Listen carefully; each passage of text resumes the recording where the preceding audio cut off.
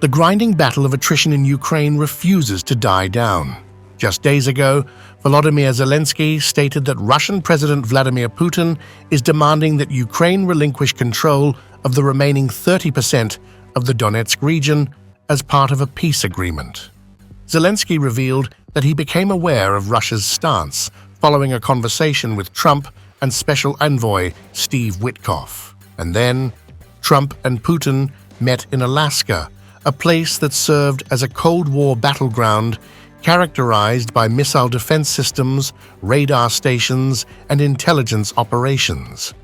After the Alaska summit, Trump engaged in discussions at the White House with Zelensky and several prominent European leaders, such as Starmer, Macron, Meloni, and others. Once more, Zelensky, along with the European leaders, reiterated that Putin has insisted Ukraine surrender authority over the last 30% of the Donetsk region. Meanwhile, Russian forces, who have used their larger numbers to grind down defenses in eastern Ukraine slowly, continue to make battlefield gains. Russia conducted one of its largest aerial strikes of the year against Ukraine, unleashing a barrage of 574 drones and 40 missiles during the night. Putin's primary demand is unmistakably tied to Ukraine relinquishing control of Donetsk, the region that boasts the strongest defenses. This raises an important question. What makes Donetsk so crucial to Putin's war objectives, and why is Ukraine steadfast in its resolve to maintain control over this territory? Here's all you need to know.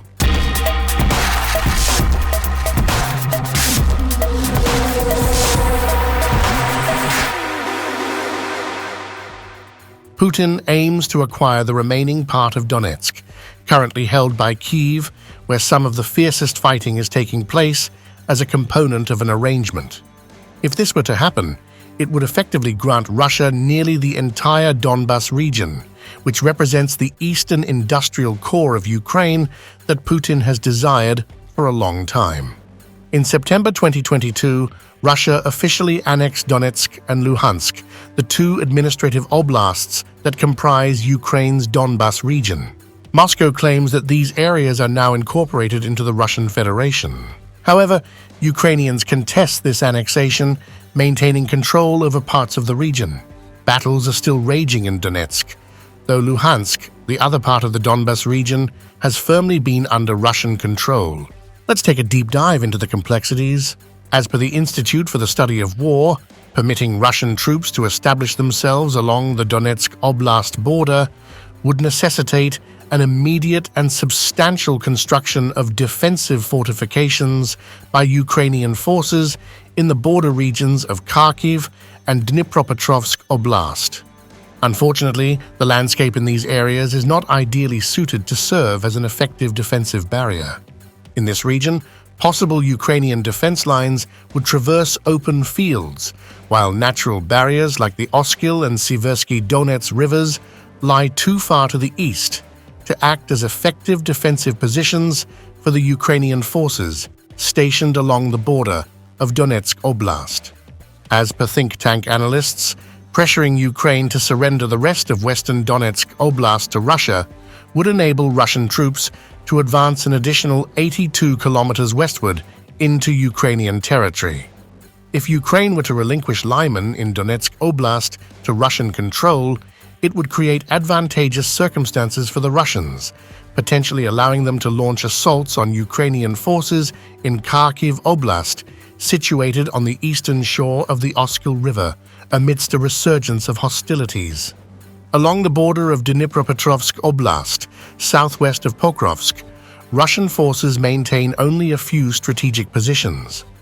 However, if Ukraine were to relinquish control of the remaining areas of Donetsk Oblast, it would enable Russians to forego the expensive and protracted campaign aimed at encircling both Pokrovsk and Mirnohrad.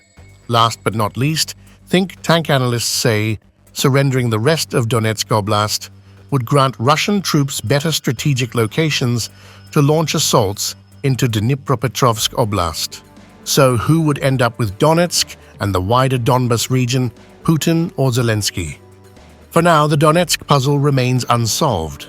Amid drawn-out diplomatic moves to end the war, time appears to be on Putin's side. The effectiveness of Russia's operations in Donbass can largely be attributed to its historical strengths in weaponry and troop availability. Russia's offensive has involved strategic adjustments, such as the successful deployment of glide bombs against Ukrainian defensive structures. Russian commanders have capitalized on the weaknesses in Ukrainian defenses, particularly the inadequate fortifications along the front lines. Simultaneously, Ukraine is facing shortages in personnel, a situation exacerbated by poor management of mobilization strategies. Moscow's achievements in the Donbass seem to be progressively eroding the morale of the Ukrainian populace.